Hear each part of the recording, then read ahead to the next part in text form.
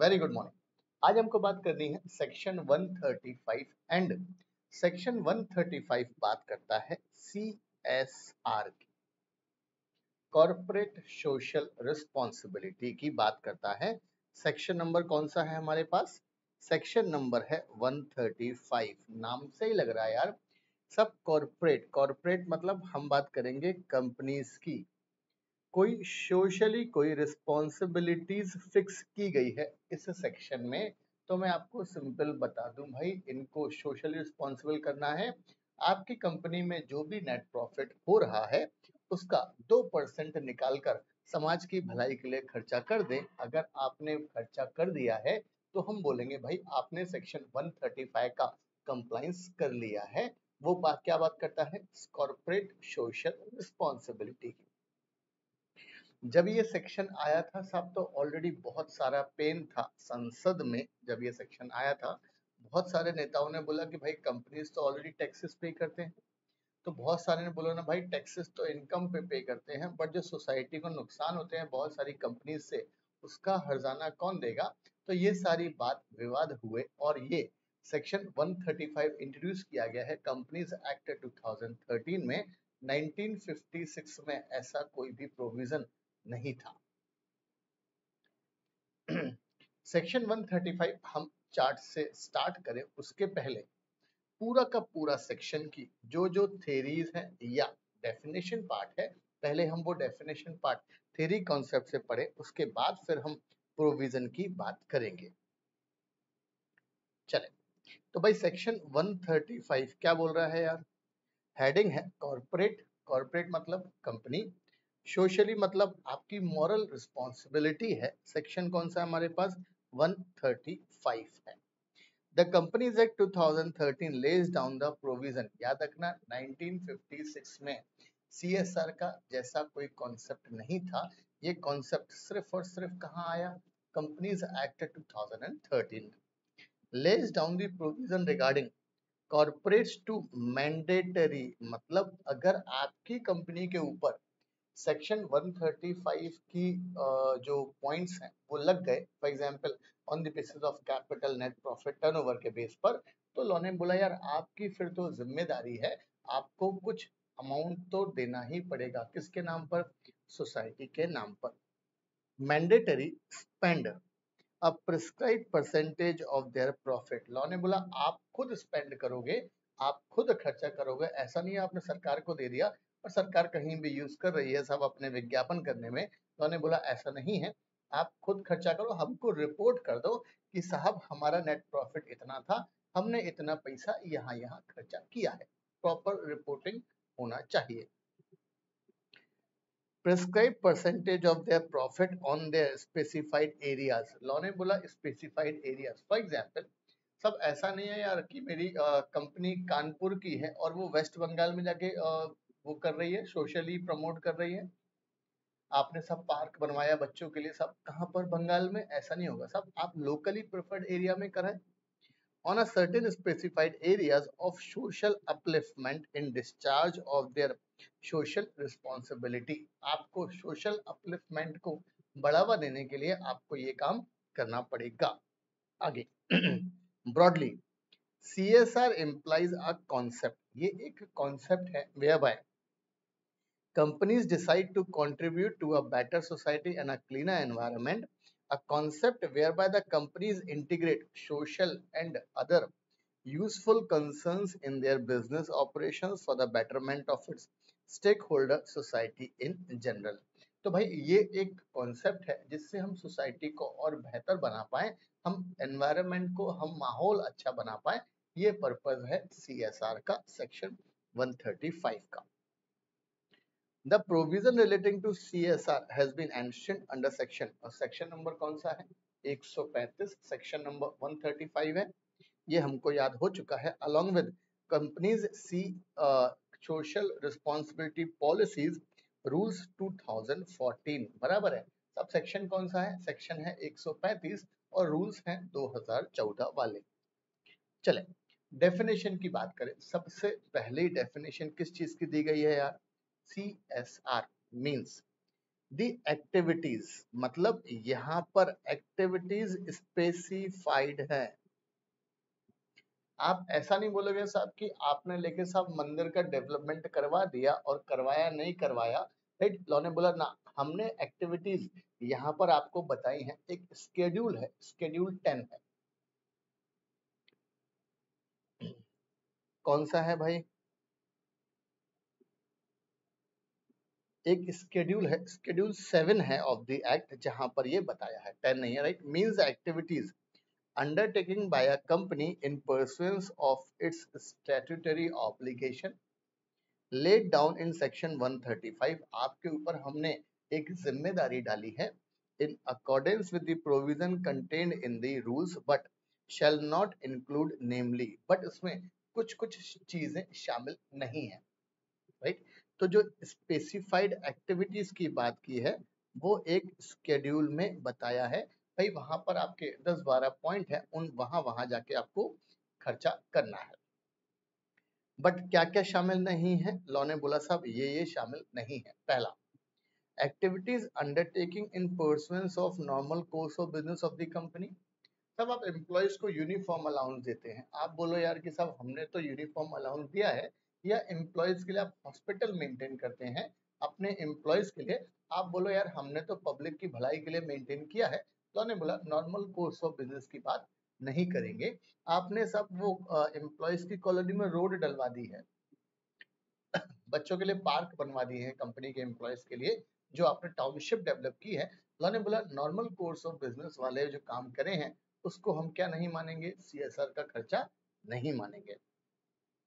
Provided that any company engage in research and development activity of new vaccine, COVID, drugs and medical devices in their normal course of business, may undertaking research and development activity of a new vaccine, drug, medical devices related to COVID for the financial year 2021, 21-22, 22-23, subject to the condition that such research and development activities, जो भी R&D activities की बात है, shall be carried out in collaboration with any of the institute organization mentioned in item 9 of schedule 7। ये देखो schedule 7 of the act है, जिस schedule में बताया है कि आपको पैसा कहाँ कहाँ खर्चा करना है।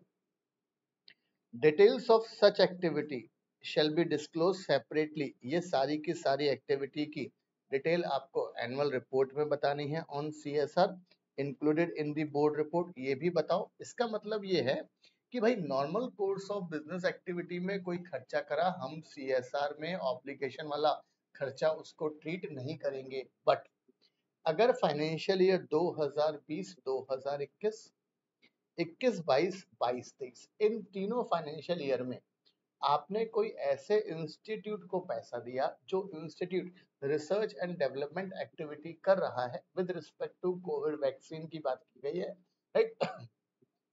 तो लॉ ने बोला वो खर्चा एक्सेप्टेबल होगा, वो खर्चा सीएसआर का पार्ट होगा। और आपको कौन सी वाली इंस्टीट्यूट को देना है? जो स्केड्यूल 7 में आइटम नंबर 9 में लिखे हैं। जब हम स्केड्यूल 7 में लिस्ट देखेंगे तो वहां पर आइटम नंबर 9 भी देखेंगे और उन इंस्टीट्यूट को आपको देना है। आगे, ये तो हुआ पहला point. Any activities undertaking bye a company outside India. सब मेरी कंपनी भारत में है, हम सब बाहर, इंडिया के बाहर कोई भलाई का काम कर रहे हैं, except for training of Indian sports personnel representing any state, union territory at national level और India at a international level. Law ने बोला आपकी कंपनी ने सब बाहर नीदरलैंड में कोई पार्क बनवा दिया, लॉ ने बोला उसको हम सीएसआर का पार्ट नहीं मानते। बहुत ध्यान से, हम अभी वो सारे पॉइंट्स पढ़ रहे हैं जिनको हम क्या नहीं मानते हैं, जिनको हम सीएसआर का ऑब्लिगेशन नहीं मानते हैं। मतलब आपकी कंपनी ने यहाँ यहाँ खर्चा किया है तो हम उसको सीएसआर का पार्ट नहीं मानेंगे। बहुत ध्यान से, पहला point normal course of business है, नहीं मानना है। बट अगर आपने वैक्सीन जो इंस्टीट्यूट डेवलप कर रहे हैं उनकी आर&डी एक्टिविटी में खर्चा किया है, मान लेंगे, पहला पॉइंट। दूसरा पॉइंट, इंडिया के बाहर खर्चा किया, नहीं मानेंगे। बट अगर आपने वो खर्चा किया है purpose except for the training of Indian sports personnel representing any state और union territory at a national और इंटरनेशनल लेवल। सब आपने कोई ट्रेनिंग इंस्टीट्यूट को पैसा दिया है और वो जो खिलाड़ी हैं हमारे स्पोर्ट्स एक्टिविटी वाले, वो कहाँ रिप्रेजेंट कर रहे हैं, नेशनल लेवल पे, इंटरनेशनल लेवल पे, वो खर्चा आप सीएसआर का पार्ट क्लेम कर सकते हैं, एक्सेप्ट, इंपॉर्टेंट पॉइंट है। Third point, contribution of any amount directly indirectly to any political party under section 182 of the act। आपने किसी पॉलिटिकल पार्टी को कोई पैसा दिया है साहब, चाहे तो डायरेक्टली चाहे तो इनडायरेक्टली, सेक्शन 182 है हमारे कंपनीज एक्ट में, जो बोलता है कि कोई भी कंपनी है, गवर्नमेंट कंपनी छोड़ के, मैं बात कर रहा हूँ सेक्शन 182 की, एंड सेक्शन 182 में क्या बोलता है, भाई कोई भी कंपनी पॉलिटिकल पार्टी को कंट्रीब्यूशन दे सकती है, सिर्फ दो तरह की कंपनी छोड़ के, गवर्नमेंट कंपनी को छोड़ के, एंड वो कंपनी जिसका एग्जिस्टेंस 3 साल से कम है, उस कंपनी को छोड़कर कोई भी कंपनी पॉलिटिकल पार्टी को डोनेशन दे सकती है।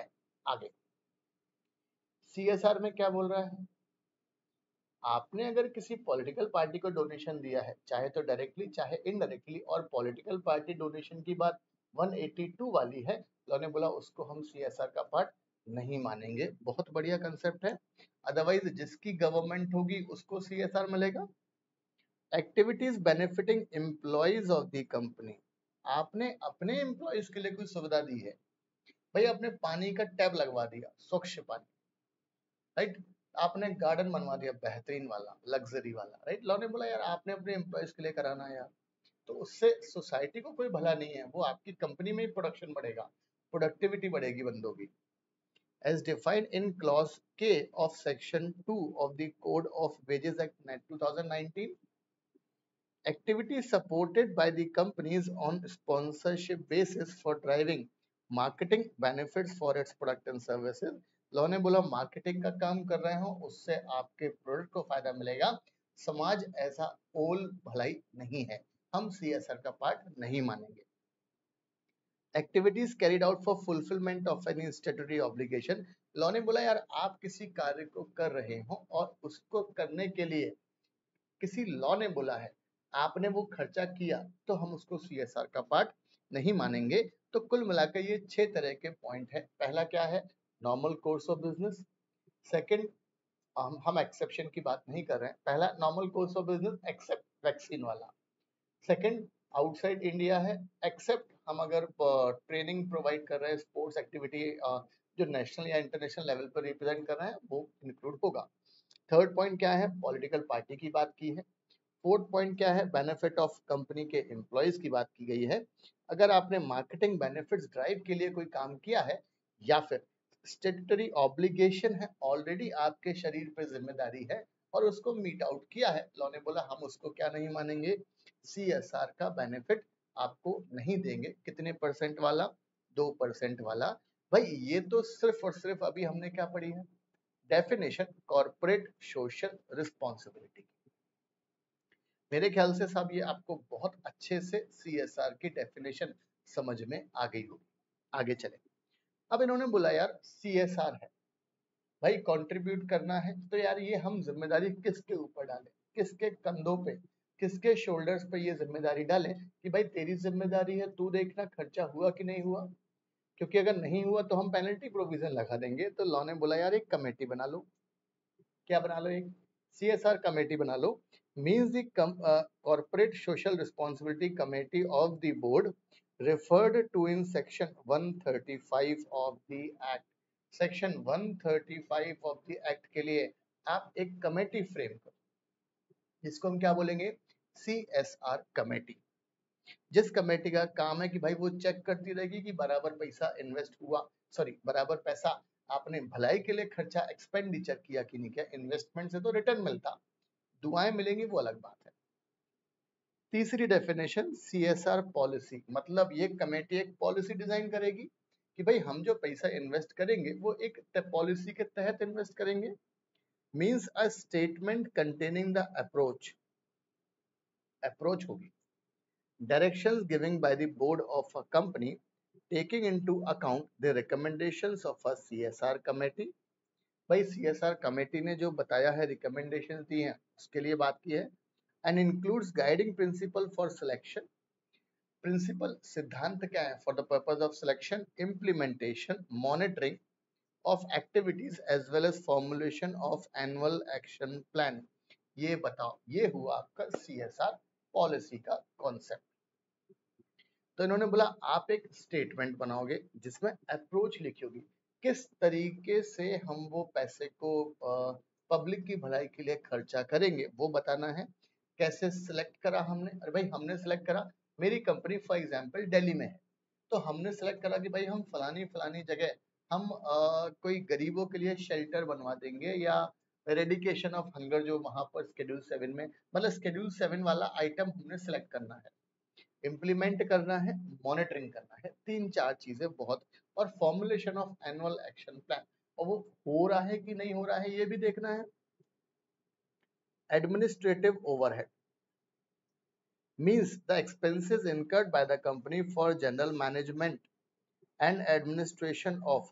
अरे भाई आपने CSR कमेटी बना दी, क्या बना दिया आपने? CSR कमेटी फ्रेम कर दी। अब ये कमेटी में फॉर एग्जाम्पल 4 पर्सन है, फॉर एग्जाम्पल आपको काम कराने के लिए 10 पर्सन और चाहिए। लॉ ने बोला इनके खर्चे, सैलरी कहाँ से आएगी? अरे भाई ये थोड़ा ना फ्री में काम करेंगे, राइट? ये खर्चा करेंगे, सब कुछ काम करेंगे, टाइम इन्वॉल्व होगा। लॉ ने बोला वो खर्चा क्या? तो ये खर्चे को हमने बोला है यार एडमिनिस्ट्रेटिव एंड ओवरहेड एक्सपेंसेस की बात है। Means the expenses incurred by the company for general management and administration of CSR function in the company, but shall not include the expenses directly incurred for the designing, implementation, monitoring, evaluation of particular CSR project or program, right? तो इन्होंने बोला administrative overhead में हम implementation part वाले जो खर्चे होंगे उनको शामिल किया जाएगा। आगे, international organisation means an organisation notified by, किसने? भारत सरकार ने, सेंट्रल गवर्नमेंट ने, as well as international organisation under section 3 of United Nation privileges and immunities act 1947। भाई हर चीज के लिए भारत में एक्ट बना है। To which the provision of the schedules of the said act apply, जिसके ऊपर ये एक्ट लगेगा उसको हमने क्या बोला है? International bodies, organisation. और भाई सब कुछ खेल होना है 2% का, मतलब हम बात करेंगे तो CSR में सेक्शन 135 में 2% आपको खर्चा करना है पब्लिक की भलाई के लिए। 2% का है का नेट प्रॉफिट का। तो सब कुछ प्लस माइनस जो भी व्यवस्था बनेगी वो सब कुछ कहाँ बनाना है आपको? नेट प्रॉफिट में ही बनाना है आपको। तो ये चीज इंपॉर्टेंट है, ध्यान से। Net profit means the net profit of a company as per the financial statements. मतलब लॉ ने बोला यार नेट प्रॉफिट जो आपको लेना है वो नेट प्रॉफिट वही लेना जो फाइनेंशियल स्टेटमेंट्स में है। और भाई फाइनेंशियल स्टेटमेंट वही वाले जो सेक्शन 2 क्लॉज 40 वाले हैं। बैलेंस शीट हुआ, प्रॉफिट एंड लॉस हुआ, कैश फ्लो स्टेटमेंट हुआ, वही सब चीजें लेना। Prepared in accordance with the applicable provision of the act, और एक्ट के हिसाब से बन रहा है। But shall not include the namely, but क्या क्या शामिल नहीं होगा वो हमने बात की है। पहला, any profit arising from any overseas branch. आपकी कंपनी इंडिया में बिजनेस कर रही है और हमारी subsidies company branch outside India भी है। लॉ ने बोला वहां से आपको 10,000 करोड़ का प्रॉफिट आ रहा है, 10,000 करोड़ ज्यादा हो गया, सब 200 करोड़ का प्रॉफिट आ रहा है। और branches of the company whether operated as a separate company or otherwise. Law ने बोला ओवरसीज ब्रांचेस के प्रॉफिट को इसमें शामिल मत करना, किसमें? नेट प्रॉफिट में। And any dividend received from other companies in India, और मेरी कंपनी ने, फॉर एग्जांपल मेरी कंपनी ने किसी दूसरी कंपनी के शेयर्स एक्वायर किए हैं, इन्वेस्टमेंट कर रखा है। लॉ ने बोला इन्वेस्टमेंट कर रखा है तो डिविडेंड मिलेगा, वो डिविडेंड इनकम को भी शामिल मत करना नेट प्रॉफिट में। which are covered under the and complying with the provision of section 135 of the act। तो लॉ ने बोला ये चीजें आपको ध्यान में रखनी है, दो चीजें शामिल मत करना। एक तो जो विदेश की ब्रांच से आपको पैसा आ रहा है, नेट प्रॉफिट मिल रहा है वहां से वो, प्लस कोई डिविडेंड मिला है आपने जो from other companies in India, provided that in case of foreign company covered under these rules, net profit means the net profit of such company as per the profit and loss prepared with respect to section 381। भाई याद रखना, सब जो foreign company के जो provisions हैं, right, सब वो 379 से 380 392 391 तक प्रोविजंस हैं इनफैक्ट फॉरेन कंपनी के। तो लॉ ने बोला फॉरेन कंपनी के लिए नेट प्रॉफिट क्या होगा, तो इन्होंने बोल दिया आप वहीं पर जाओ जहां पर आपको डिफाइन किया गया है सेक्शन 381 सब सेक्शन 1 क्लॉज ए में फॉरेन कंपनी का नेट प्रॉफिट का जिक्र है। तो इन्होंने बोला फॉरेन कंपनी का नेट प्रॉफिट फिर उसके हिसाब से होगा। रीड विद सेक्शन 198, और सेक्शन 198 हमारी कंपनी के लिए नेट प्रॉफिट की बात करता है। इंडियन कंपनीज के लिए नेट प्रॉफिट की बात जो है, कैलकुलेशन ऑफ नेट प्रॉफिट, वो पूरा का पूरा 198 में दिया है। तो यहां तक हमने 6 डेफिनेशंस की बात की है। कौन कौन से डेफिनेशंस की बात की है यार? सबसे पहली डेफिनेशन सीएसआर। सीएसआर में 6 चीजें शामिल नहीं है। कौन कौन सी? नॉर्मल कोर्स ऑफ बिजनेस शामिल नहीं है एक्सेप्ट वैक्सीन वाला कॉन्सेप्ट। दूसरा, आउटसाइड इंडिया कोई आपने खर्चा किया है एक्सेप्ट स्पोर्ट्स को प्रमोशन करने के लिए नेशनल इंटरनेशनल लेवल पर, वो शामिल है, राइट।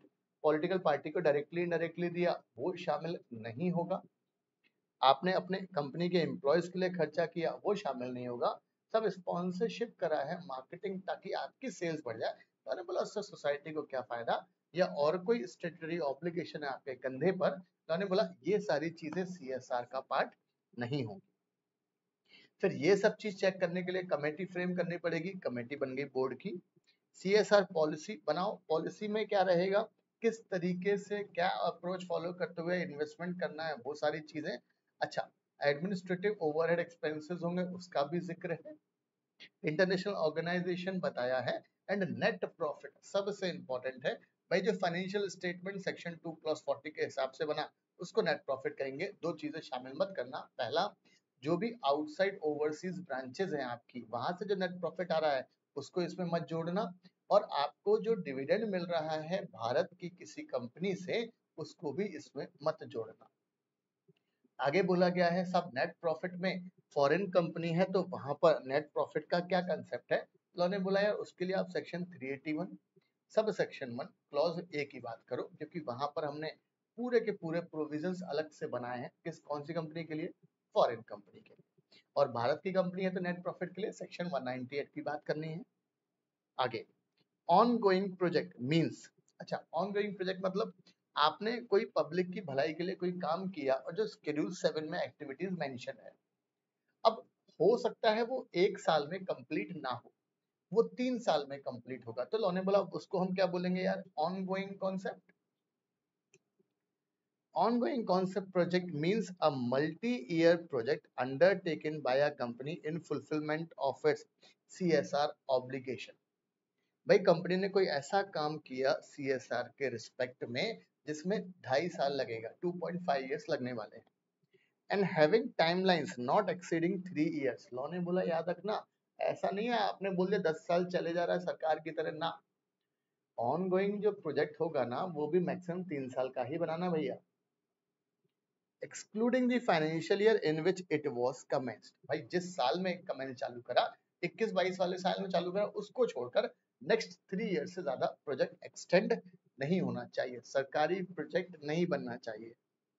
अभी तो सरकार भी बहुत टाइट है। आगे, and shall include such project that was initially not approved as a multi-year project but whose duration has been extended beyond 1 year by the board based on a reasonable justification। आपने कोई project चालू करा, 1 साल से ज्यादा का project नहीं था, बट किसी रीजन से बोर्ड ने जस्टिफिकेशन दिया कि साहब देखो यार, तब ये 1 साल से ज्यादा खिंच गया है प्रोजेक्ट, कोई भी कोविड के चक्कर में, चलो, तो लॉ ने बोला उसको हमने ऑन गोइंग प्रोजेक्ट में क्लासिफाई कर दिया है। Public authority means as defined in section 2H of the right to RTI के हिसाब से पब्लिक अथॉरिटी का जिक्र है। और राइट टू इंफॉर्मेशन में पब्लिक अथॉरिटी वही सारी अथॉरिटी है जो संविधान के द्वारा बनाई गई हैं। उन सबको हमने क्या बोला है? हमारा इंस्टीट्यूट भी एक्ट पार्लियामेंट के अंदर बनाया गया है, उसको भी हमने क्या बोला है? Public authority. Government companies public authorities, right? ये सब चीजें पब्लिक अथॉरिटीज में आती हैं, राइट?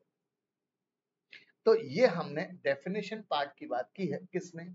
CSR में, कि भाई हमने कंसेप्ट अभी नहीं स्टार्ट किया है CSR का, अभी तो सिर्फ हमने डेफिनेशन पार्ट की बात की है कि भाई कौन कौन सी डेफिनेशन है। और सबसे इंपॉर्टेंट डेफिनेशन पहली डेफिनेशन है, और उसमें भी इंपॉर्टेंट क्या है, क्या क्या चीजें CSR का पार्ट नहीं होंगी। कितनी चीजें हैं?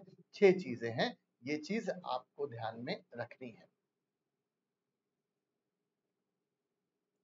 चले, अब हम स्टार्ट करें अपना कॉन्सेप्ट किसका? CSR का, चार्ट्स के थ्रू। सबसे पहली बात तो लॉ ने बोला है यार, सेक्शन जो 135 है, ये सेक्शन अप्लाई होगा टू अ कंपनी, कंपनी पर अप्लाई। भाई कंपनी के जब भी हम बोलेंगे तो उसमें इंक्लूडिंग फॉरेन कंपनी के ऊपर भी CSR का कॉन्सेप्ट लगने वाला है। कौन कौन सी कंपनी की बात की गई है? लॉ ने बोला ऐसी कंपनी जिनकी नेटवर्थ 500 करोड़ या उससे ज्यादा है। For that companies they need to comply the provision of section 135। अरे भाई सेक्शन 135 में कौन सी कंपनी को चंदा देना है? तो लॉ ने बोला ऐसी कंपनी जिनकी नेटवर्थ 500 करोड़ से ज्यादा है, 500 करोड़ या उससे ज्यादा है, मतलब एग्जैक्ट 500 करोड़ है, तो भी आपकी कंपनी को हमने कैच किया है। और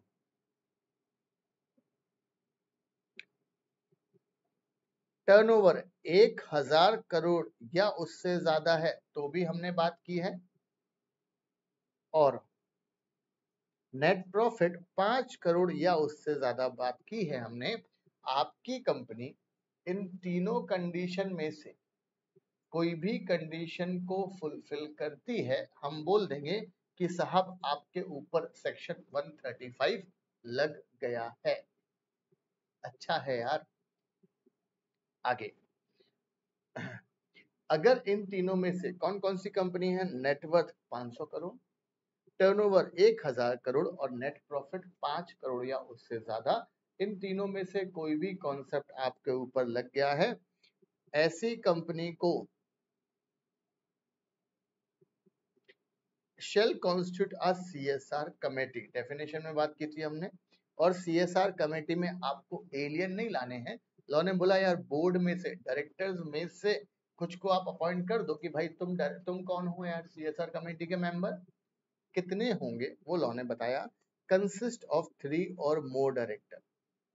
कमेटी में कम से कम 3 डायरेक्टर तो होने ही चाहिए, 3 या 3 से ज्यादा। 3 क्यों? ऑड क्यों रहेगा भाई? 2-1 का decision, majority prevails. Out of which एक कौन रहना चाहिए? Independent director. और ये जो महाशय हैं ये वही हैं। और independent, who is a independent director? Independent director वो डायरेक्टर है जो 149 सब सेक्शन 6 की 6 कंडीशंस को कंप्लाई करे, वह या वहां पर डिफॉल्ट में ना आए, उस बंदे को हम क्या बोलेंगे? भाई तू दूध का धुला है, तो इंडिपेंडेंट डायरेक्टर है। इंपॉर्टेंट चीज है। Only if it satisfies one or more of the following criteria during the immediately preceding financial year। Obviously यार तीनों तो होने से रही नहीं है। आपको कोई भी एक कंडीशन लग जाए, नेटवर्थ वाली, टर्नओवर वाली, प्रॉफिट वाली, नेट प्रॉफिट वाली, सब लॉ ने बोला अगर वो कंडीशन लग गई आपके ऊपर सेक्शन 135 लग गया।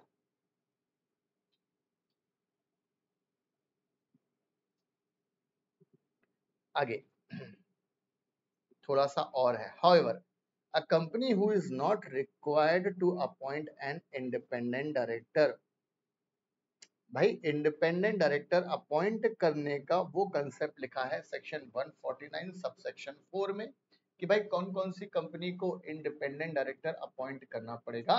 तो लिस्टेड कंपनी हुआ, अनलिस्टेड पब्लिक कंपनी हुआ, on the basis of paid up share capital, turnover, outstanding deposits, debentures की बात की गई है। तो अगर आपकी कंपनी के आप 149(4) की कंडीशन से बच गए इन द सेंस मतलब आपको इंडिपेंडेंट डायरेक्टर अपॉइंट नहीं करना।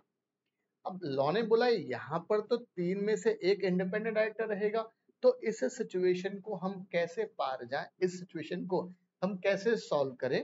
shall have 2 or more director in its CSR committee and there shall be not required of having any independent director in the CSR committee, right. तो law ने बोला यार 2 या 2 से ज्यादा डायरेक्टर रहेंगे सीएसआर कमेटी में, काम बन गया, रिलैक्सेशन दे दी, टेंशन तनाव ना लो आपकी कंपनी।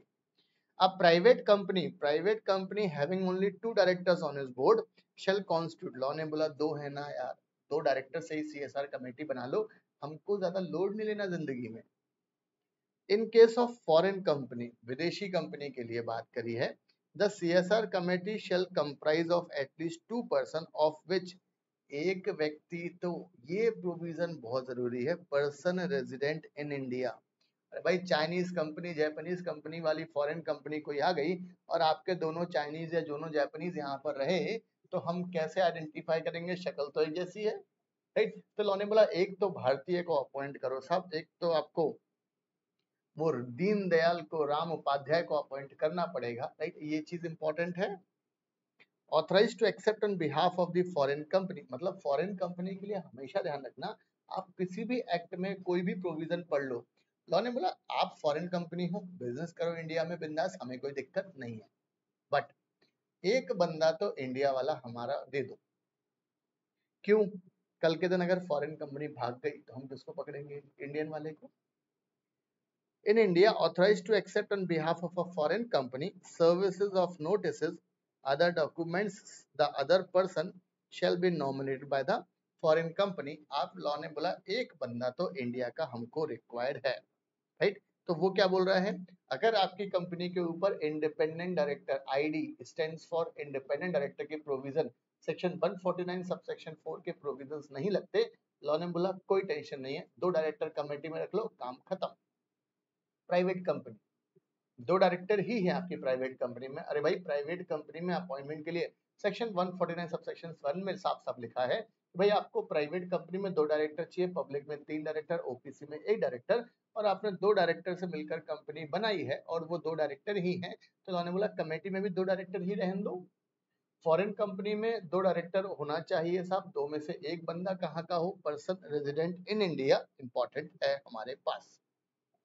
आगे द बोर्ड रिपोर्ट, लॉ ने बोला आपने कमेटी बना ली, हमको कैसे बताओगे, तो उन्होंने बोला यार बोर्ड रिपोर्ट बनाई ना, कौन से सेक्शन में, 134 में, 134 में बोर्ड रिपोर्ट बनाई, उस बोर्ड रिपोर्ट में डिस्क्लोज कर दो कि भाई कमेटी का कॉन्स्टिट्यूशन क्या है, कौन कौन पर्सन कमेटी का पार्ट है, ये आपको ये that you need to disclose in the board report section 134 वाली। Functions. Formulate, recommend to the board a CSR policy indicates the activity। CSR policy की definition हमने देखी है, वो implementation वाली part। Recommend the amount of expenditure to be incurred on the activity, और monitor भी करना जरूरी है, अरे भाई काम हो रहा है नहीं हो रहा है, तो क्रियान्वयन होना बहुत जरूरी है। कितना पैसा इन्वेस्ट करोगे, amount spend. The board on every company shall ensure that the company spend in every financial year कितना percent, at least 2% of the average net profit of the company। आपको 2% जो भी नेट प्रॉफिट आपने कमाया है, made during the 3 immediately preceding financial years in pursuance of CSR policy, आपको वो खर्चा करना है। मतलब पिछले 3 साल का नेट प्रॉफिट निकालो, भाई जो नेट प्रॉफिट निकालोगे इसके लिए सेक्शन 198 को ध्यान रखना, बराबर है। तो इन्होंने बोला साहब पिछले 3 साल का क्या निकालो, आप नेट प्रॉफिट निकालो, उसका लगाओ एवरेज, जो भी आया है उसका 2% उठाकर किसको दे दो, खर्चा कर दो सरकार की भला, सॉरी सोसाइटी की भलाई के। फिर से बोल रहा हूँ सब, कंपनी मेरी कानपुर में बनी है साहब। कंपनी कहाँ पर है? कानपुर में है, तो आसपास के देहात में, गांव में वहीं इन्वेस्ट करना, बंगाल मत जाना इन्वेस्ट करने के लिए दीदी के राज्य में। For spending the CSR amount, अगर नहीं कर पाए स्पेंड, मतलब वो पैसा खर्च नहीं कर पाए, तो बोर्ड को देने पड़ेंगे रीजंस, आपने वो पैसा खर्च क्यों नहीं किया, बता। Board specify reasons for not spending that amount. Every company which ceases to fulfill the above criteria for 3 consecutive financial year, ना तो आपको कमेटी वमेटी बनानी है और ना ही आपको कंप्लाई करना है सेक्शन 135 को। कब तक? जब तक फिर से वो प्रोविजन ना लग जाए। अब ध्यान से सुने, हमने क्या बोला यार? 500, 1000 और turnover. For example net worth, for example turnover, for example net profit. कितना रिक्वायर्ड है? 500 करोड़, 1000 करोड़ और 5 करोड़। अब इंपॉर्टेंट चीज है, for example 20 financial year 2022-2023, right. अब इंपॉर्टेंट चीज है, ध्यान से देखना। मेरी कंपनी की नेटवर्थ 510 करोड़ रुपए है। मेरी कंपनी का टर्नओवर 1200 करोड़ रुपए का है। मेरी कंपनी का नेट प्रॉफिट, मेरी कंपनी का नेट प्रॉफिट 6 करोड़ है। क्या मेरी कंपनी को, मेरी कंपनी के ऊपर ये लगेगा क्या? बिल्कुल लगेगा भाई, यस।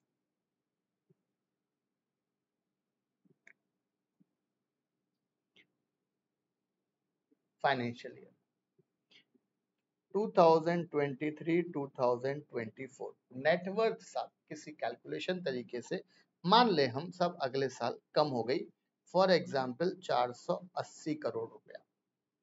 टर्नओवर हो गया साहब 900 करोड़ रुपए, कोविड आ गया यार। और नेट प्रॉफिट हो गया साहब 5 करोड़ रुपए। क्या सेक्शन 135 लगेगा या नहीं लगेगा? लगेगा। आगे फाइनेंशियल ईयर 24-25 में मेरी कंपनी की नेटवर्थ है साहब 480 करोड़, फॉर एग्जाम्पल सेम है 890 है, और नेट प्रॉफिट हो गया 4 करोड़। क्या मेरी कंपनी को फाइनेंशियल ईयर 24-25 की बात करें भाई, क्या CSR का कॉन्सेप्ट लगेगा क्या? यस लगेगा। फिर से 25-26 सेम 480, 890, 4 करोड़। क्या CSR का कॉन्सेप्ट करना पड़ेगा नहीं करना पड़ेगा? करना पड़ेगा। Financial year 26-27 same 480, 890, 4 crore. क्या कंप्लाई करना पड़ेगा नहीं करना पड़ेगा? करना पड़ेगा। फाइनेंशियल ईयर 27-28 सेम 480, 894 करोड़ रुपए। क्या CSR कमेटी बनाने की जरूरत है क्या? क्या सेक्शन 135 को फॉलो करने की जरूरत है क्या? तो लॉ ने बोला ना। सब चीज का रीजन बताएंगे साहब, क्यों? सब्र रखो बेटा, सब्र का फल मीठा होता है। 28, 29, 480 करोड़, 890 सेम 4। क्या CSR बनाने की जरूरत है क्या? ना। अब लो ब्लू कलर का पेन, FY या ब्लैक कलर का पेन। 2029-2030 480 करोड़, 900 करोड़ और 5 करोड़। क्या CSR कमेटी रिक्वायर्ड है क्या? यस। अब इसका लॉजिक समझो। एक तो आपके दिमाग में शायद ये डाउट होगा कि सर यार ये बताओ, ये 3 फाइनेंशियल ईयर में कोई भी कंडीशन फुलफिल नहीं हो रही है, फिर भी आपने क्या बोला? यस CSR कमेटी की बात है। और इस वाले फाइनेंशियल में नहीं हो रही है, ये फिर यहाँ चालू हो गया भाई। फिर से पढ़ो इसको, क्या बोल रहा है वो? every company which ceases to fulfill the above criteria for 3 consecutive financial year, her company लगातार 3 साल तक अगर इन क्राइटेरियाज को फुलफिल नहीं करती है, shall not be required to constitute, फिर आपको जरूरत नहीं है CSR बनाने की। आया समझ में? बट वो 3 साल तक तो आपको CSR कमेटी बनानी पड़ेगी, नियम फॉलो करना पड़ेगा, 2% जनता को आपको चंदा देना पड़ेगा in the sense of expenditure वगैरह वगैरह जो शेड्यूल 7 में मेंशन है। मेरे ख्याल से शायद आपको ये कंसेप्ट समझ में आया होगा कि भाई किस तरीके से ये 3 लाइनें पूरा खेल कर दिया। याद रखना 3 साल, वो भी लगातार कॉन्जिक्यूटिव 3 फाइनेंशियल ईयर्स तक अगर आप वो तीनों कंडीशन से बच गए तो लॉ ने बोला इस वाले केस में क्या होगा, वो 3 साल तो आपको CSR का नियम फॉलो करना ही है, उसके बाद फिर आपको नहीं करना है। कब तक?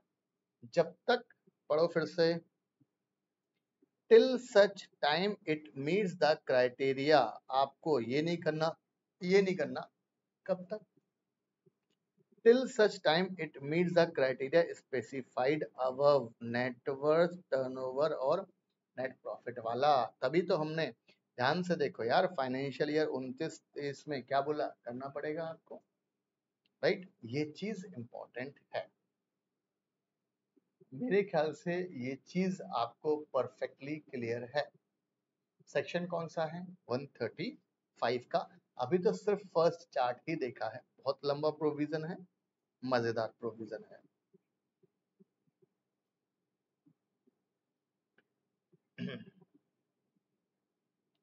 चले पहले अपन ये और देख ले हाफ कंसेप्ट, फिर पढ़ते हैं अपन थ्योरी से। ऐसा भी हो सकता है भाई, देखो सब कंपनियां चोर नहीं है। टाटा कंपनी की बात करें, बहुत प्यारी कंपनी है कॉर्पोरेट गवर्नेंस में, बच्चे बच्चे को पता है ध्यान से। तो हो सकता है if a company spend an amount in excess of the requirement, भाई कंपनी ने तो 3.5% खर्चा कर दिया, प्रोवाइडेड अंडर दिस सबसेक्शन। आपने ध्यान दिया हो कोविड के टाइम पे ढेर सारी कंपनी ने क्या किया था, सब रिसर्च के लिए पैसा दिया था, कोविड वालों को दान किया था, यही सब चीजें हैं। इफ द कंपनी स्पेंड, ज्यादा खर्चा कर दिया है, सच कंपनी, लॉ ने बोला आप चिंता मत करो, आपको हमने सेट ऑफ का ऑप्शन दिया, आगे आने वाले सालों में आप इसको सेट ऑफ कर सकते हो। आगे आने वाले सालों में सच कंपनी में set of such excess amount, तो एक्सेस कितना हो गया यार? 1.5%, 2% करना है, 3.5% कर दिया तो एक्सेस कितना बचा? मैथ्स है ना यार, 1.5% है। सच कंपनी में set of such excess amount against the requirement to spend under this subsection for such number of succeeding financial years, आप वो एडजस्ट कर सकते हो। Every company which ceases to fulfil, revise कर लो बेटा, इंपॉर्टेंट है, राइट? आपको ये चीज इंपॉर्टेंट है भाई, 3 साल तक आपको ना तो कमेटी बनानी है और ना ही फॉलो करना, जब तक कि फिर से फॉलो ना करना पड़े आगे। इंपॉर्टेंट चीज है। ऐसा भी हो सकता है एनी अमाउंट रिमेनिंग अनस्पेंड, अरे भाई कंपनी ने 2% कैलकुलेट करा और 2% फॉर एग्जांपल 50 करोड़ रुपए आया, अब वो 50 करोड़ रुपए इन्वेस्ट करना है, 50 करोड़ में से 40 करोड़ तो खत्म कर दिया, मतलब इन्वेस्ट कर दिया, एक्सपेंडिचर कर दिया सोसाइटी के भलाई के लिए, राइट? इन्वेस्ट बार बार शब्द इसलिए आता है सब क्योंकि हम दुआएं लेंगे ना यार कब बंदों की, right? Any amount remaining unspent pursuant to an ongoing project, ongoing project है भाई, चल रहा है और कुछ अमाउंट बच गया, fulfilling such condition as may be prescribed undertaken by a company in pursuance of CSR policy shall be transferred by the company। Law ने बोला वो पैसा अपने पास मत रखो, तुम चोर हो, right? Company within a period of 30 days from the end of financial year to a special account, law ने बोला उस अमाउंट को कैटेगराइज कर दो, उस अमाउंट को आपके जनरल बैंक अकाउंट से निकाल कर एक स्पेशल बैंक अकाउंट बना दो, सेम एज डिविडेंड जैसा केस है, shall be opened by the company in that behalf for that financial year in a scheduled bank to be called as a, उस account का नाम क्या होगा? द अनस्पेंट CSR अकाउंट, बराबर है, and such amount shall be spent by the company in percent of the obligation under the CSR policy within a period of 3 financial year. Ongoing project में भी 3 साल का जिक्र है. From the date of transfer, अगर नहीं करा, the company shall transfer the same to the fund specified in schedule 7 within a period of 30 days. मतलब अगर आपने वो 3 साल में यूज नहीं कर पाया तो लॉ ने बोला 3 साल खत्म हो गए ना यार, फिर उसके बाद जो हमने फंड बनाया है स्केड्यूल 7 में उसमें ट्रांसफर कर दो, वो भी 3 साल खत्म होने के 30 दिन के अंदर, राइट. ये कंसेप्ट है यहाँ पर. चलो एग्जम्पशन और डिफॉल्ट और पढ़ लेते हैं अपन, फिर बाद में आगे देखेंगे. Exemption from constitution of CSR committee, where the amount is to be spent by the company under subsection 5 does not exceed 50 lakh रुपए. मतलब आपको जो अमाउंट 2% जो आपने निकाला है और वो 50 लाख से ज्यादा नहीं. The requirement under subsection 1 for the constitution of CSR committee shall not be applicable and the functions of such committee board discharge करेगा. लॉ ने बोला अगर आपने जो अमाउंट बनाया है, बराबर है, आपने जो अमाउंट निकाला है, वो अमाउंट जो निकाला है वो 2% निकाला है, वो 50 लाख से कम है, 50 लाख से कम है, तो लॉ ने बोला फिर CSR कमेटी वमेटी मत बनाओ यार, एग्जम्पशन दे, बोर्ड कर ले काम, काम खत्म.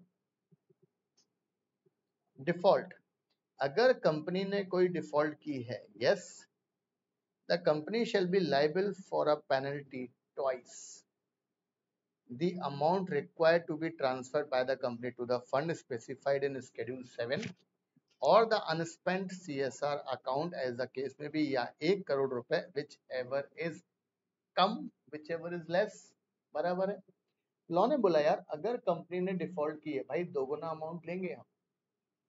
अब डिफॉल्ट काहे में करी है, 3 साल के बाद उस फंड में ट्रांसफर नहीं करा जो स्केड्यूल 7 में बताया है, या फिर अनस्पेंड CSR अकाउंट में एज द केस में भी, या 1 करोड़ रुपए whichever is less, and every officer of the company who is in default shall be liable to a penalty of 1/10.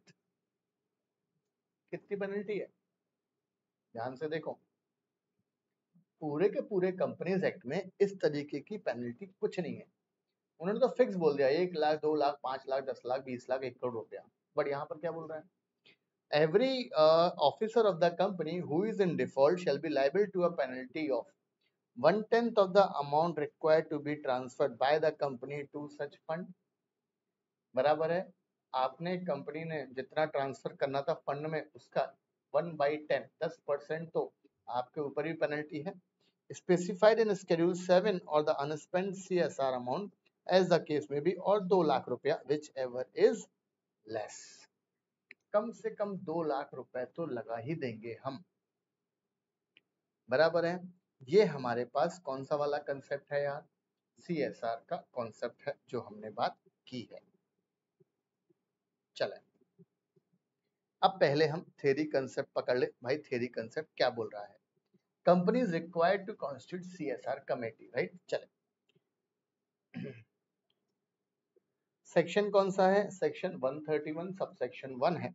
Every company मतलब every company including foreign company also having a net worth of 500 crores or more, turnover of 1000 crores or more, and a net profit of 5 crores or more during the immediately preceding financial year.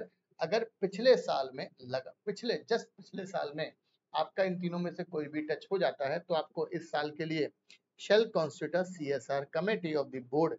कम से कम 3 बंदे, जिसमें एक कौन होगा भाई, ID, और ID जब भी हम बात करेंगे तो आप 149(4) में अपॉइंटमेंट का या 149(4) में एलिजिबिलिटी की बात कर सकते हो with respect to ID, provided that where are company is not required to appoint ID. भाई हमारे ऊपर ID की कंसेप्ट नहीं लगती, कौन सी वाली, जो 149 सबसेक्शन 4 में लिखी है. तो ने बोला कोई टेंशन नहीं, 2 या 2 से ज्यादा डायरेक्टर रहेंगे ना, हमारी कमेटी बन गई, कोई प्रॉब्लम नहीं है. As per rule 3(1) every company including its holding subsidiary foreign company defined, foreign company कहाँ डिफाइंड है, सेक्शन 2 क्लॉज 42 में, having its branch office project office in India which fulfills, और वो क्राइटेरिया कौन सा वाला क्राइटेरिया, वही तीन, 500 crore, 1000 crore, 5 net worth, turnover, net profit. भाई हम बार बार रिवाइज इसलिए करते ताकि आपको याद हो जाए। shall comply with the provision of the section 135 and the rules। Law ने बोला कोई भी कंपनी आपकी holding company, subsidy company, foreign company कौन सी, जो 242 में डिफाइंड है, सेक्शन 2 क्लॉज 42 में। लॉ ने बोला उस, अरे भाई फॉरेन कंपनी क्या होती है, जो बनी कहाँ है, इंडिया के बाहर, और प्लेस ऑफ बिजनेस कहाँ है, इंडिया में, Flipkart, right, Flipkart foreign company है, गूगल पे जाके चेक करो। लॉ ने बोला आपको तो कंप्लाई करना पड़ेगा, provided that net worth, turnover, net profit of a foreign company of the act shall be computed in accordance with the, but याद रखना वो फॉरेन कंपनी के ऊपर आपको जो नेट प्रॉफिट कैलकुलेट करना है, इसके लिए सेक्शन 198 फॉलो मत करना, आपके लिए हमने अलग से सेक्शन बनाया है, section 381 subsection 1 clause A. Net worth as per section 2 clause 57 means the aggregate value of paid up share capital and all reserve created out of the profit, security premium account, debit and credit balance of PNL account, ये सारी चीजें plus minus करके आप कहां पहुंचोगे, net worth के रास्ते पर। After deducting, भाई माइनस कर दो, after deducting the aggregate value of accumulated losses, deferred expenditure, miscellaneous expenditure not written off as per the audited balance sheet, but इसमें क्या शामिल नहीं है, रिवॉल्यूशन रिजर्व को शामिल मत करना, भाई रिवॉल्यूशन रिजर्व को कहीं शामिल नहीं करते हम। Write back of depreciation amalgamation वाला, ये लॉ ने बोला इनको अलग रखो। सवाल, the statutory auditor of a company were required to issue a certificate on the net worth of the company as per the requirement of the management as on 30th September 2020 computed as per the provision of section 2 clause 57 में net worth की definition है, हमने बात की है। The company had fair value, company के पास fair value property plant and equipment in the current year which was mistakenly taken into retained earning of the company। बहुत बढ़िया गोबर कर दिया इन्होंने, books of account retained earning में ले गए, मतलब फ्री रिजर्व में। एडवाइस करो भाई whether this fair valuation would be covered in the net worth of the company as per the legal requirement। बहुत ध्यान से, सेक्शन 2 क्लॉज 57 के डेफिनेशन में क्या बोल रहा है वो, any reserve created out of revaluation, वो तो कभी भी नहीं आता नेटवर्थ में, भाई वो तो डिविडेंड में भी काम में नहीं आता, वो कहीं नहीं आता काम में। The company fair valued property plant and machinery took then to retain earning, पागलपंती कर दी। Even if the company has taken the fair value to retain earning in the books of account, the resultant credit in reserve by whatever name called would be in the category of reserve created out of revaluation of assets, जो exclude करा है definition में 257, इसलिए हमको भी exclude करना पड़ेगा, definition में साफ साफ एक्सक्लूड है। Further, the auditor should also consider the matter related to accounting of this reserve separately at the time of audit of, और ऑडिटर साहब जब ऑडिट करेंगे ना इस कंपनी का, तो वो भी देखेंगे कि भाई ये रिजर्व फर्जी रिजर्व है इनका, क्यों, रिवैल्यूएशन ऑफ फिक्स्ड एसेट्स इसमें शामिल है, गलत चीज है, ये चीज नहीं होना चाहिए। सवाल, ABC limited is a company with a turnover of more than 1000 crore, ultimate काम है यार। In the preceding 3 financial years and having incurred a loss in the one of the preceding 3 financial year, will is required to constitute CSR। 1000 crore से ज्यादा turnover है, sorry turnover है, एक साल में लॉस हो गया, तो क्या फर्क पड़ रहा है, एक कंडीशन तो फुलफिल हो गई 135 की, काम बन गया भाई, आपको कंपलसरी 135 को फॉलो करना पड़ेगा। As per section 135 of the act, if any of the three criteria, बच्चों फटाफट रिकॉल करो, नेटवर्थ 500 करोड़ या ज्यादा, टर्नओवर 1000 करोड़ और मोर, नेट प्रॉफिट 5 करोड़ और मोर, get satisfied, the company is mandatory required to comply the CSR provision. Hence, ABC Limited will be required to comply the CSR based on its turnover.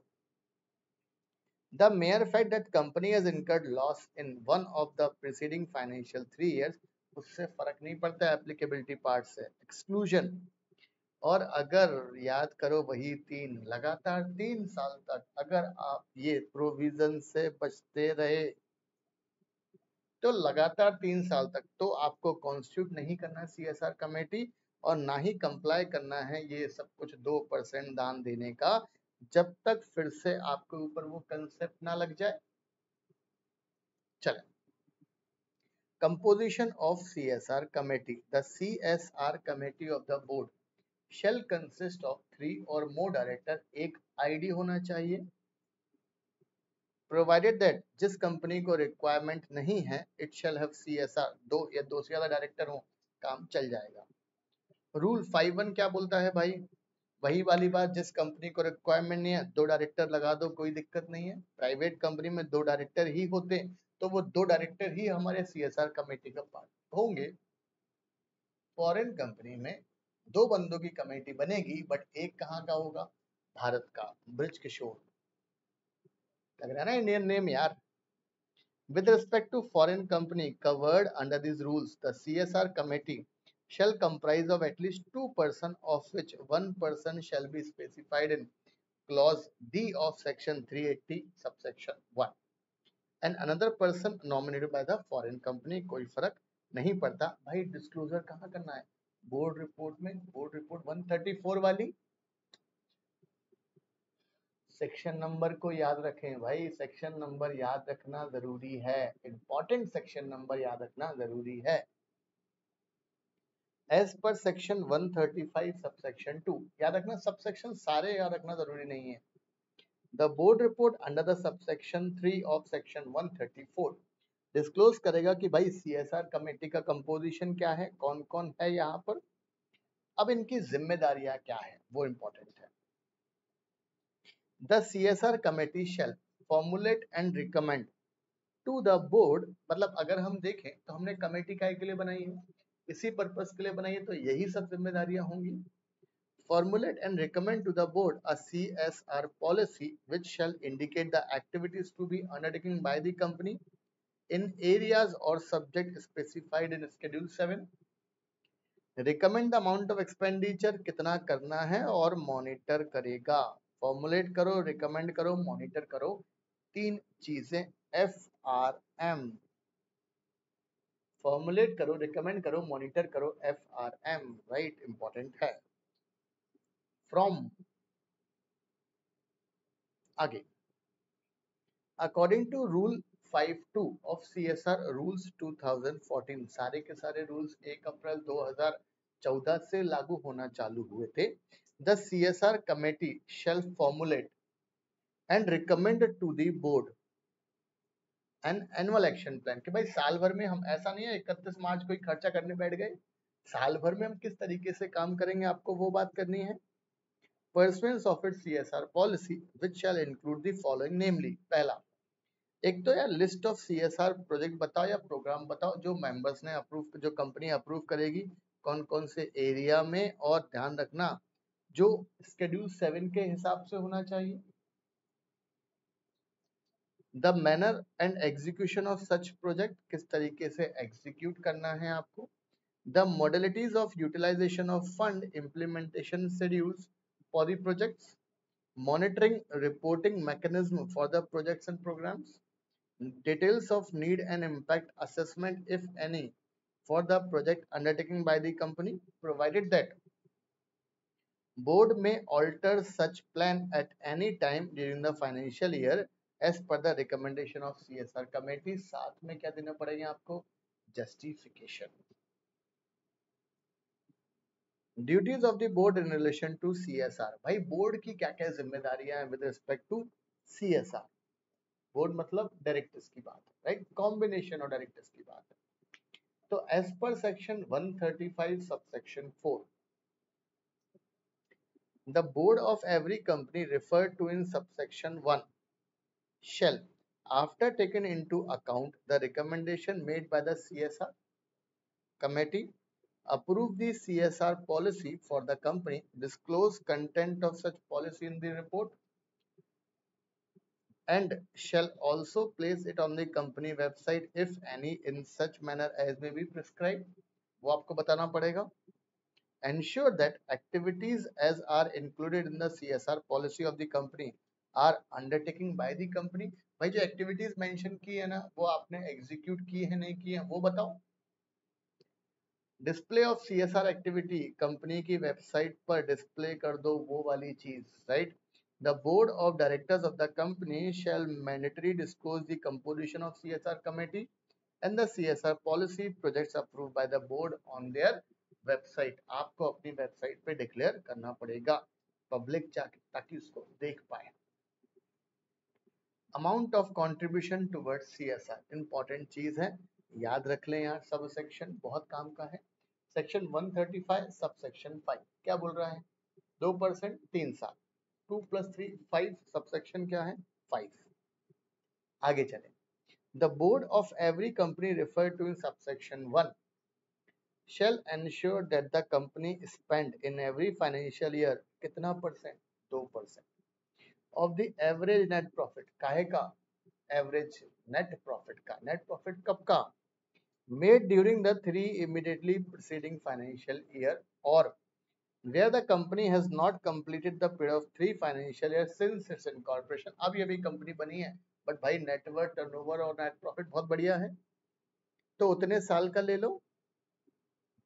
Provided that company को preference देना है local area में, बंगाल नहीं जाना है. फिर बोल रहा हूँ areas around it where it operates for spending the amount earmarked for CSR policy. Local area को प्रेफरेंस दो.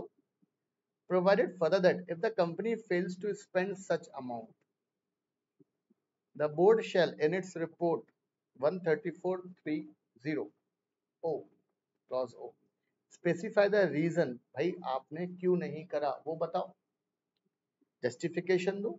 और जो भी अनस्पेंट अमाउंट है ऑनगोइंग प्रोजेक्ट्स वाला वो ट्रांसफर करना है to a fund specified in schedule 7 within a period of 6 months of the expiry of financial years. Provided also that if the company spend an amount excess कर दिया, adjust कर लो आगे के साल में. For the purpose of net profit, net profit का जिक्र सेक्शन 198 वाला है. According to section 135 subsection 6 any amount remaining unspent under subsection 5 pursuant to any ongoing project fulfilling such condition as may be prescribed undertaking by a company in pursuance of the CSR policy shall be transferred by the company within 30 days from the end of financial year to a special account open करेगी company और इसका नाम क्या होगा? unspent CSR account. Same charts. Such amount shall be spent bye the company. आपको ये spend करना है 3 साल में. Fehling which the company transfer कर देगी फंड में 30 डेज. 3 साल के बाद, सॉरी 30 साल नहीं है 3 साल है. 3 साल के बाद आपको वो अमाउंट 30 दिन में सेंट्रल गवर्नमेंट नहीं शेड्यूल 7 वाले फंड में डालना है. कैलकुलेशन ऑफ नेट प्रॉफिट की बात कर चुके हैं हम. For the purpose of this section 135 में नेट प्रॉफिट इंडियन कंपनीज के लिए 198 वाला है, फॉरेन कंपनीज के लिए सेक्शन 381 वाला नेट प्रॉफिट है. 381 सबसेक्शन 1 क्लॉज ए वाला. दो चीजें शामिल मत करना यार जब भी भारतीय कंपनी नेट प्रॉफिट निकालो. एक तो फॉरेन ओवरसीज से जो प्रॉफिट मिला उसको शामिल मत करना. डिविडेंड मिला जो इंडियन कंपनीज में इन्वेस्टमेंट कर रखा है वो भी शामिल मत करना. ये रहा concept. Net profit shall not include such sum as may be prescribed and shall be calculated in accordance with section 198. Net profit means the net profit of a company as per its financial statement and prepared in accordance with the applicable provision of the act, but shall not include एक दो चीजें. एक तो भाई overseas branch से जो profit मिला, भाई सीधी बात है, मतलब वो पैसा इंडिया में तो कमाया नहीं, बाहर कमाया. बाहर के भी CSR रूल्स होंगे यार 110%, क्योंकि हमारे इंडिया के जो एक्ट बने हैं या नए प्रोविजन लेकर आते हैं वो कहीं ना कहीं बाहर के एक्ट के प्रोविजन से वर्ड अंडरलाइन करना इंस्पायर्ड रहते हैं, राइट? क्या रहते हैं? इंस्पायर्ड रहते हैं। तो वो प्रोविजन बाहर भी होगा, उसने बोला यार वो बंदे ने, वो फॉरेन ब्रांच वाले ने बाहर ही इन्वेस्ट करा हुआ, यहाँ क्यों कराओगे? Any dividend received from the company in India which are covered by the section 135, provided that in case of foreign company covered under these rules, तो आपका net profit section 381 sub section 1 clause ए के हिसाब से होगा, और भारतीय company के लिए भाई सेक्शन 98 के हिसाब से 198 के हिसाब से होगा। CSR एक्सपेंडिचर रूल कौन सा है यार? रूल 7 है हमारे पास, राइट? क्या बोल रहा है वो? बोर्ड एंश्योर करे कि administrative overhead shall not exceed 5% of the total CSR expenditure of the company for the financial year. चले पहले एक बार चार्ट्स में देख लें भाई कंसेप्ट क्या है हमारे पास आगे। ये यहाँ तक हमने एक्सक्लूजन वाली बात तो कर ली है। अब थर्ड चार्ट जो है हमारे पास वो क्या बोल रहा है? Rule 2 of company CSR policy define CSR as follows but is not limited to projects program related to activities specified to schedule 7 or projects program relating to activities undertaken by board of the company in pursuance of the CSR committee, subject to condition that वो policy include करोगे वही area को जो schedule 7 में लिखा है। Requirement of CSR policy, भाई क्यों चाहिए CSR policy? 1 point 2 point 3 point. पहला, रूल 7 बात करता है कि भाई क्यों चाहिए।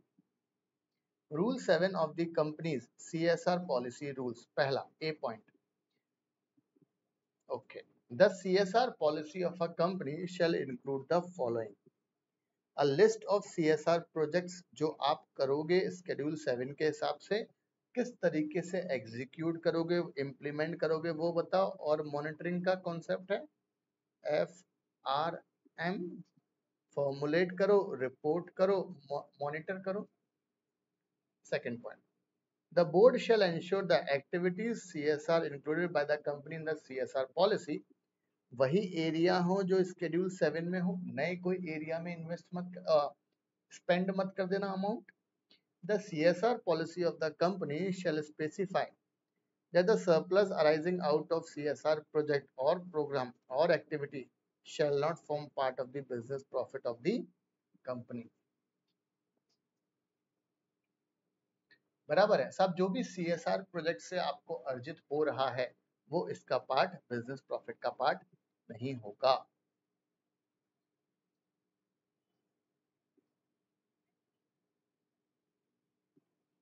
Manner of implementing CSR policy,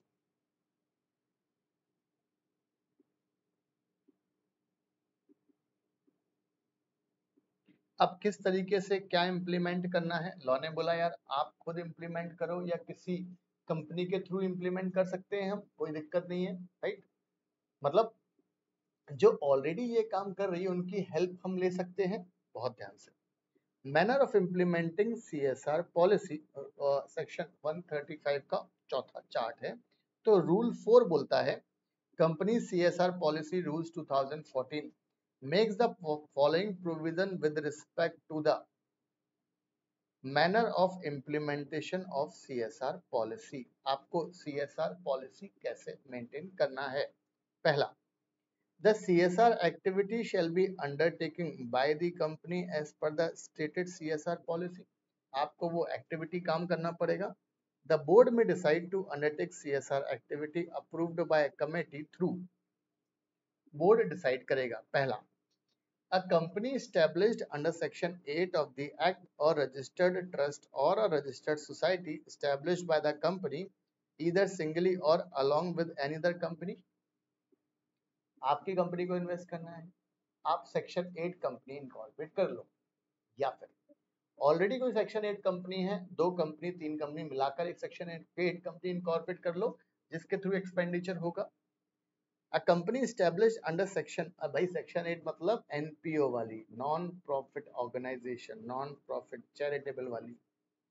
a company, अब जो पुराने जमाने में 1956 में सेक्शन 25 कंपनीज हुआ करती थी। A company established under section 8 of the act, registered trust or a registered society established by central government, state government or any entity established by parliament or state legislature, उनके through investment करवा लो। या a company established under section 8 of the act, registered trust है या registered society है, other than those first and second वाला, उनके छोड़ के, if the following conditions are satisfied. पहला, सच कंपनी ट्रस्ट और society has established track record of 3 year, पिछले 3 साल का ट्रैक रिकॉर्ड होना चाहिए यही काम करने का। कौन सा यही काम करने का? सीएसआर का काम करने का। The company has specified the projects programmes to be undertaking, the modalities of utilisation of fund of such project, company बताएगा भाई कैसे करना है, क्या करना है, मॉनिटर रिपोर्टिंग मैकेनिज्म होना चाहिए, सब चीजें। आगे, ये तो हुआ सब बी पॉइंट। अ कंपनी में also collaborate with other companies. Law ने बोला यार आप खुद मतलब पेन क्यों ले रहे हैं यार, आप कोई जो दूसरी कंपनीज को करना है उनके साथ कोलैबोरेट हो जाओ जो ये काम कर रहे हैं। अ कंपनी में also collaborate with other companies for undertaking projects or programs or CSR activity in such manner that CSR committee of respective companies are in a position to report separately। मतलब आपको 1 करोड़ रुपए invest करना है, law ने बोला 1 करोड़ रुपए spend करना है पब्लिक की भलाई के लिए सीएसआर प्रोजेक्ट्स में, और मेरी कंपनी को भी 1.5 करोड़ रुपए करना है। लॉ ने बोला यार दोनों कंपनी के अलग अलग कमेटी वाले रिपोर्ट दे पाए कि 1 करोड़ रुपए कहाँ गया, 1.5 करोड़ रुपए कहाँ गया। Companies may build CSR capacities of their own personnel as well as those of the implementing agencies institution with established track record of at least 3 year। आप खुद के पर्सनल इन्वॉल्व कर लो या जो ऑलरेडी एंगेज है ये काम करने में उनकी सहायता ले लो जो 3 साल का एक्सपीरियंस होना चाहिए। बट याद रखना ये सारा का सारा खर्चा 5% of the total CSR expenditure से ज्यादा नहीं होना चाहिए, एडमिनिस्ट्रेटिव वाला। तो ये है आपका रूल 4 में। रूल 4 में 4 ही पॉइंट है, 1 2 3 4। इंपॉर्टेंट चीज क्या है भाई, सेक्शन 8 कंपनी का सहारा ले लो, रजिस्टर्ड सोसाइटी का, 3 साल वाली हो या खुद की बना लो अलग बात है, और 5% ज्यादा खर्चा नहीं होना चाहिए।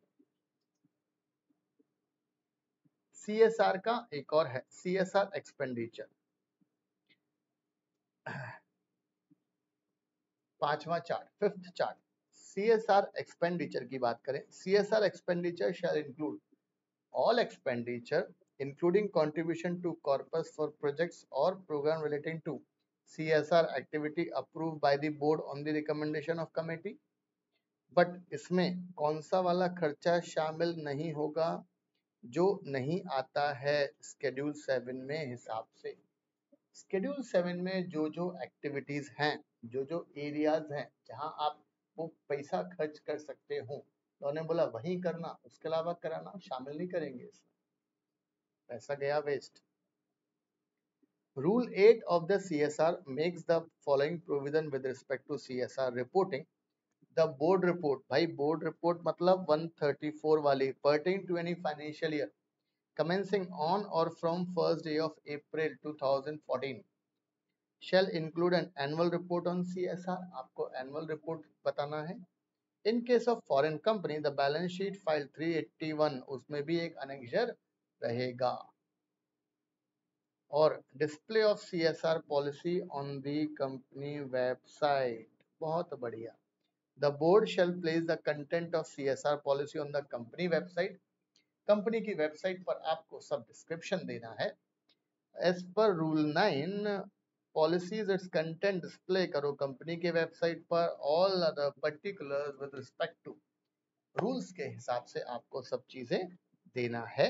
तो ये सारी चीजें मेंशन करना है कहां पर, कंपनी की वेबसाइट पे।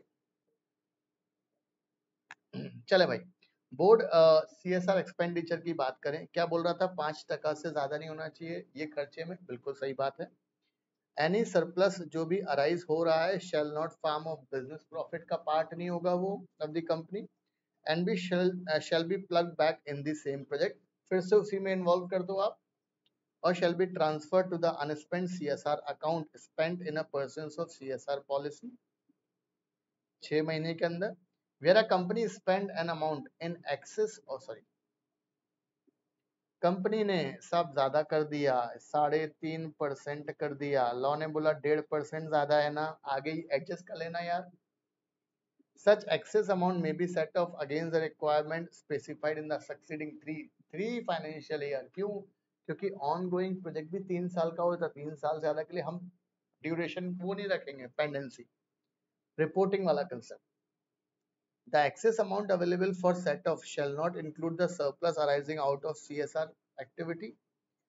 The board of the company shall pass a resolution to the effect। board resolution pass कर दो।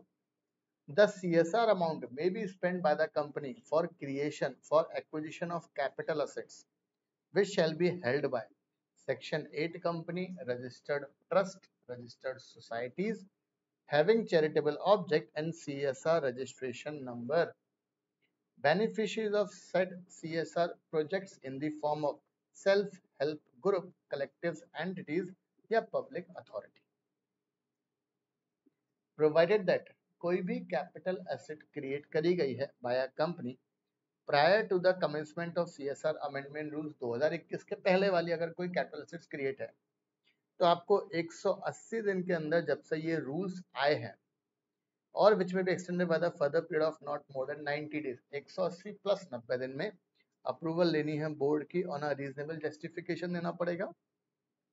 अनस्पेंट अमाउंट है until a fund is specified in schedule 7 for the purpose of section 135 subsection 5 and 6 के हिसाब से जो भी unspent amount है वो कंपनी शेड्यूल 7 वाले फंड में ट्रांसफर कर देगा। भाई पैनल प्रोविजन क्या बोल रहा है, वो कंपनी है तो ट्वाइस, और ट्वाइस किसका, जितना ट्रांसफर करना था या जो है 1 करोड़ रुपए विच एवर इज लोअर उतना लगा देंगे ऑफिसर पे ऊपर, जितना अमाउंट कंट्रीब्यूट जितना अमाउंट स्पेंड करना था उसका 1/10 या 2 लाख रुपए विच एवर इज लेस। चले special instructions of the central government, ठीक है, गवर्नमेंट ने special instruction general special instruction देता रहता है। अरे भाई कोविड के केस में भी आया था कि भाई आप सीएसआर में डाल दो, हम शेड्यूल 7 में एक्टिविटी इंक्लूड कर देते हैं। When it is not necessary to create a committee, कब नहीं बनानी है, जब 50 लाख से कम का है तब कमेटी वगैरह की जरूरत नहीं है। According to section 135 subsection 9, where the amount to be spent by the company under subsection 5 50 lakh, the requirement for constitution of committee shall not be applicable, और जो फंक्शंस है वो बोर्ड कर सकता है डिस्चार्ज, चार्ट्स में ऑलरेडी बात कर चुके हैं। सीएसआर इम्प्लीमेंटेशन वाला काम, रूल कौन सा है यार, 4 है, और कंडीशन भी ए बी सी और डी, और इसके अंदर 4 कंडीशन, बहुत ध्यान से।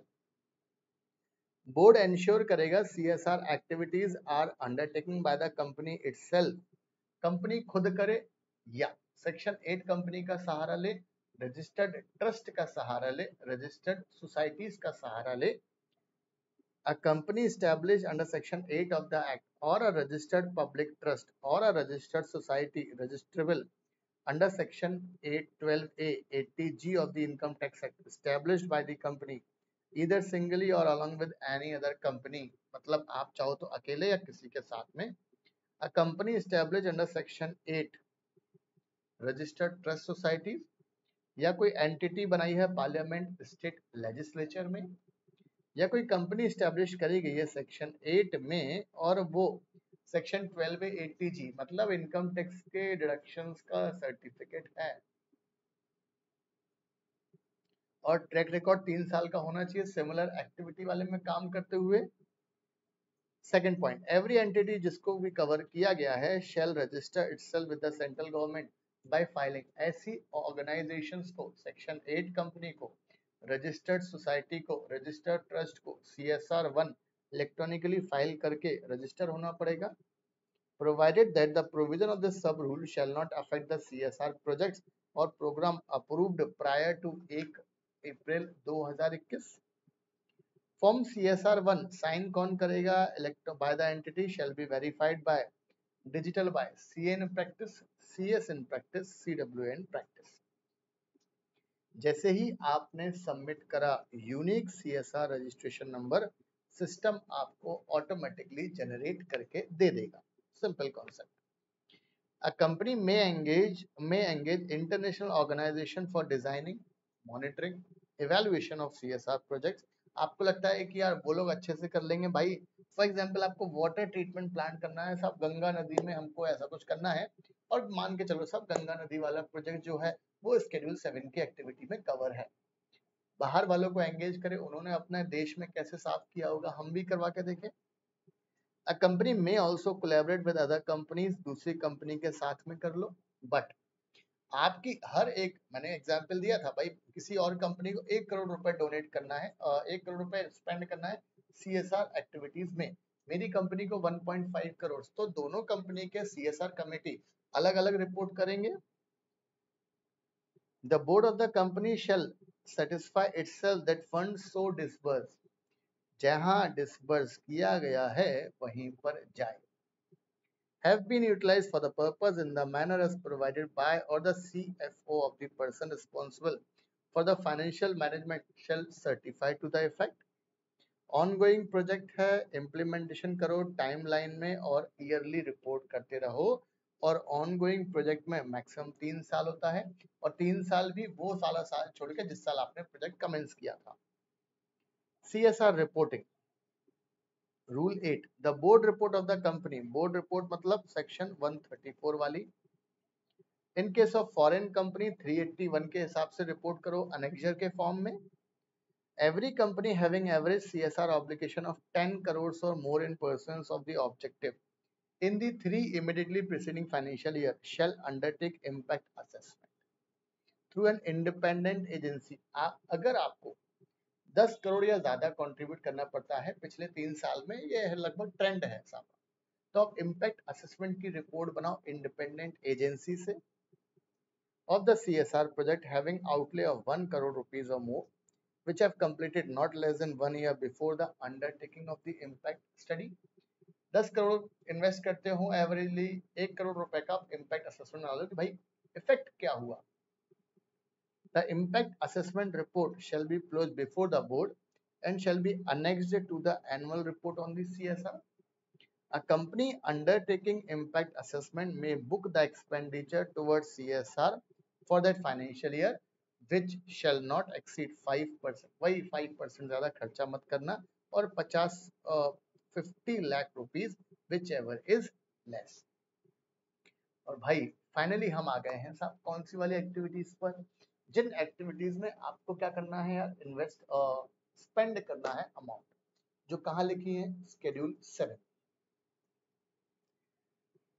Activities specified in Schedule 7. Activities which may be included by company in the CSR policies. पहला, eradicating hunger, poverty, malnutrition, promoting health care, including preventive health care, sanitization, including contribution to the Swachh Bharat Kosh, set up by central government for the promotion of sanitization, making available safe drinking water. आप चाहो तो साहब ये सारे काम कर दो, या स्वच्छ भारत कोष जो सेंट्रल गवर्नमेंट ने बनाया उसमें कंट्रीब्यूट कर दो, एक ही बात है. Promoting education including special education, employment enhancing vocational skills especially among children, women, elderly and different abled and livelihood enhancement projects. आप शिक्षा दो, 10वीं मूवी देखिए. प्रमोटिंग एजुकेशन इंक्लूडिंग आप स्पेशल एजुकेशन दो, वोकेशनल प्रोग्राम करो. Promoting gender equality, empowering women, setting up of homes, hostels for women, orphanage, setting up old age homes, daycare center, such other facility for senior citizen, for reducing inequality faced by the socially and backward groups. Chauथा point, ensuring environmental sustainability, ecological balance, protection of flora and fauna.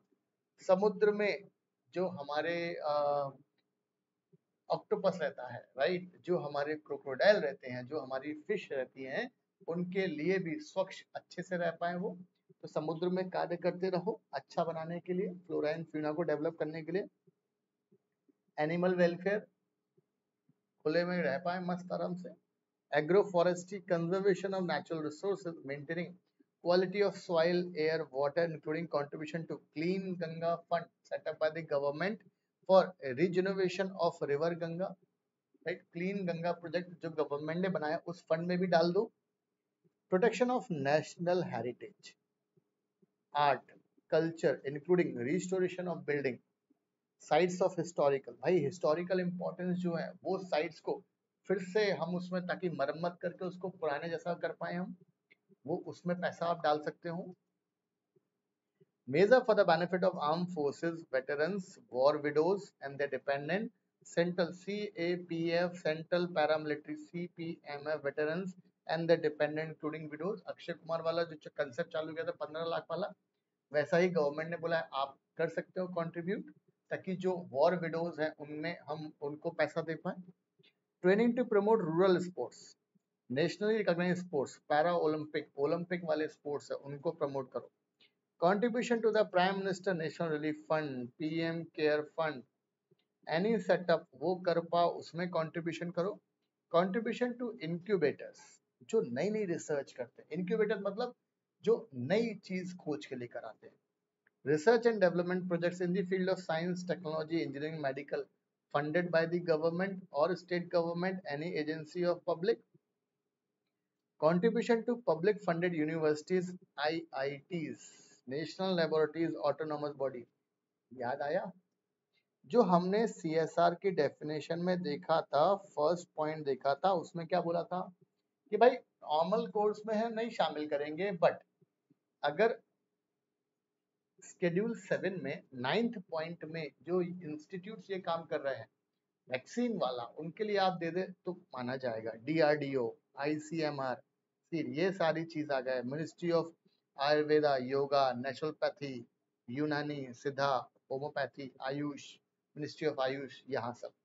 Rural development project, slum area development, for the purpose of this item the term slum area shall mean any area declared as such by the central government, state government for the time being in force.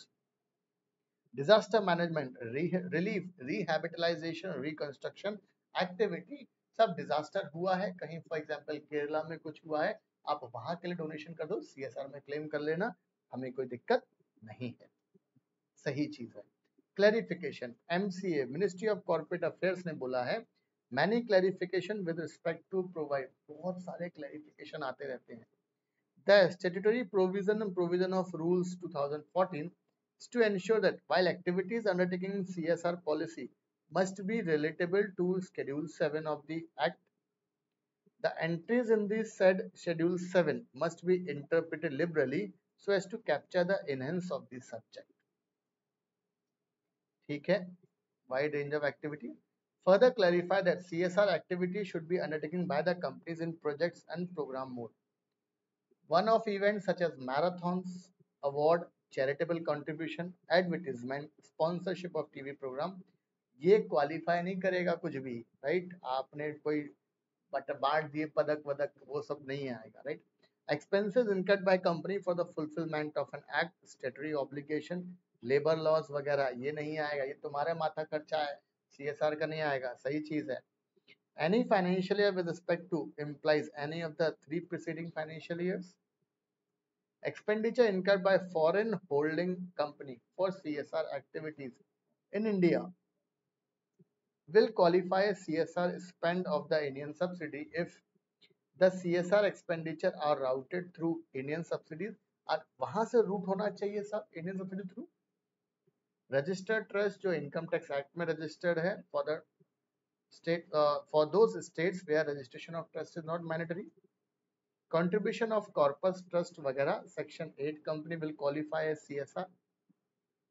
और फिर clarification ये अलग अलग date में और दिए हैं, ये सारा हमारे पास सब सेक्शन नंबर कौन सा है, सेक्शन नंबर 135 है एंड सेक्शन नंबर 135 क्या बोलता है? CSR की ढेर सारी हमने बात की है। एग्जाम पॉइंट ऑफ व्यू से CSR का बहुत इंपॉर्टेंट कॉन्सेप्ट है।